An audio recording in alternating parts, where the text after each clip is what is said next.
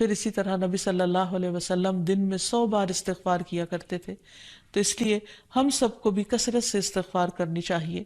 استغفار بیماریوں کا علاج بھی ہے اور اللہ کے عذاب سے بچانے والا بھی، اللہ سبحانہ وتعالیٰ کی رحمت پانے کا ذریعہ ہے، اور پھر بارش کے نزول کا ذریعہ بھی ہے، زراعت میں برکت کا ذریعہ، کبیرہ اور صغیرہ گناہوں سے معافی کا ذریعہ، اچھا اعمال نامہ پانے کا ذریعہ. یعنی قیامت کے دن انسان کو جن کی بخشش ہوگی ان کو خوشخبری دی جائے گی اور ان کا نامہ اعمال جو ہے وہ بہترین نامہ اعمال ہوگا.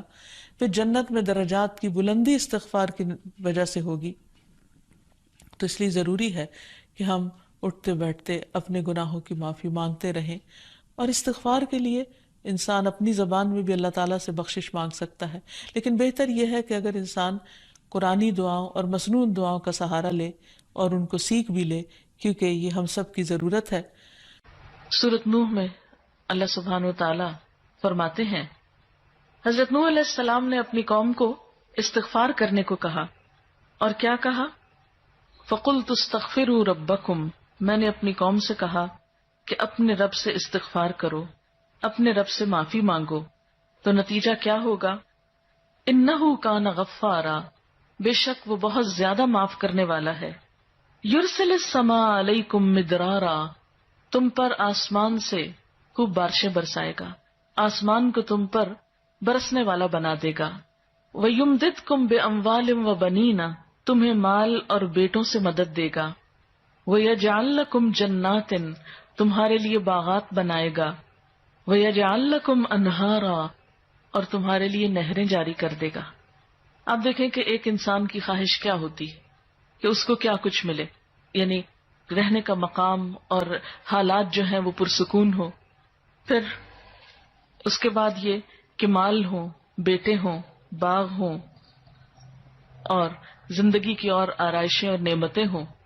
یہ ساری چیزیں کہاں سے ملتی ہیں، کیسے ملتی ہیں؟ استغفار سے ملتی ہیں. عام طور پر لوگ پریشان ہوتے ہیں، دکھی ہوتے ہیں. مثلا ایک شخص ایک بزرگ کی محفل میں آیا اور اس نے کہا کہ میرے حالات بہت تنگ ہیں، مجھے بہت پریشانی ہے، میرا رزق بہت تنگ ہے، تو آپ مجھے کوئی وظیفہ بتائیے. تو انہوں نے اس کو کہا کہ کثرت سے استغفار پڑھو. دوسرا آیا، اس نے کہا بچوں کی شادی نہیں ہوتی، تو آپ نے اس کو بھی کیا بتایا کہ کثرت سے استغفار کرو. تیسرا آیا تو کہنے لگا کہ بہت قحط سالی ہے، فصلیں اچھی نہیں ہوتی، تو آپ نے اس کو بھی استغفار کا بتایا. تو کسی نے ان سے پوچھا کہ بھائی 3 لوگ آپ سے 3 ڈفرنٹ مسئلے لے کر آئے ہیں، اپنی پریشانیاں لے کر آئے ہیں، آپ نے تینوں کو ایک ہی چیز بتائی ہے. تو اس پر انہوں نے یہی سورۃ نوح کی آیت پڑھ کر سنائی کہ دیکھو یہ قرآن میں اللہ کا وعدہ ہے اور اللہ کا وعدہ سچا ہے. اللہ تعالیٰ کی بات سے بڑھ کر سچی بات کس کی ہو سکتی ہے؟ ہمارے پڑھنے میں کمی کوتاہی ہو سکتی ہے، لیکن اللہ کی بات میں کوئی شک نہیں. ذالک الکتاب لا ریب فیہ، یہ وہ کتاب ہے جس میں کوئی شک نہیں. لیکن یہ ہے کہ بعض اوقات ہم خود پڑھنے میں کوتاہی کر دیتے ہیں. تو جن کا رشتہ نہ ہو رہا ہو وہ بھی، جن کا ہو چکا ہو اور شادی کے پرابلمز ہو وہ بھی، جن کا ہو چکا اور پھر بچے نہ ہو وہ بھی، ان سب کے لیے ایک ہی وظیفہ ہے، اور وہ کیا ہے؟ استغفار کا. پھر اسی طرح ایک اور جگہ پر ایک اور پیغمبر نے اپنے لوگوں سے کہا وَاسْتَغْفِرُوا رَبَّكُمْ ثُمَّ تُوبُوا إِلَيْهِ إِنَّ رَبِّي رَحِيمٌ وَدُودٌ، اپنے رب سے معافی مانگو اور اس کی طرف پلٹ آؤ، بے شک میرا رب رحیم ہے اور اپنی مخلوق سے بہت محبت رکھتا ہے. یعنی جب کسی بندے پر کوئی تکلیف آتی ہے تو ایسا نہیں کہ اللہ تعالیٰ اس پر خوش ہوتے ہیں اور جان بوجھ کے ستانا چاہتے ہیں بندوں کو. اللہ تو بندوں کے حق میں بہت مہربان ہے. پھر سوال یہ پیدا ہوتا ہے کہ تکلیف آتی کیوں؟ اگر وہ ہم سے محبت کرتا ہے اور وہ بہت مہربان ہے. تو بات یہ ہے کہ کچھ چیزیں ہم اچھے حالات میں سیکھتے ہیں اور کچھ چیزیں ہم ہارڈ شپ سے سیکھتے ہیں. کچھ نعمتوں کی قدر ہم اچھے طریقے سے ویسے ہی کر لیتے ہیں، اور کچھ چیزوں کی قدر ہمیں اس وقت آتی ہے جب کوئی مشکل پیش آتی ہے. آپ دیکھیے کہ اس کی مثال یوں ہی ہے کہ جیسے کچھ کھانے آپ کچے ہی کھا لیتے ہیں، جیسے فروٹس وغیرہ ہیں، آپ کو پکانے کی ضرورت نہیں ہوتی، لیکن کچھ کھانے آپ کو پکا کر کھانے ہوتے ہیں. اسی طرح زندگی میں کچھ حالات ایسے ہوتے ہیں کہ جن میں آپ آرام سے سیکھ جاتے ہیں، یا کچھ باتیں آپ کو بغیر کسی مشکل کے سمجھ میں آ جاتی ہیں، لیکن کچھ باتیں آپ کو مشکل آنے پر سمجھ آتی ہیں.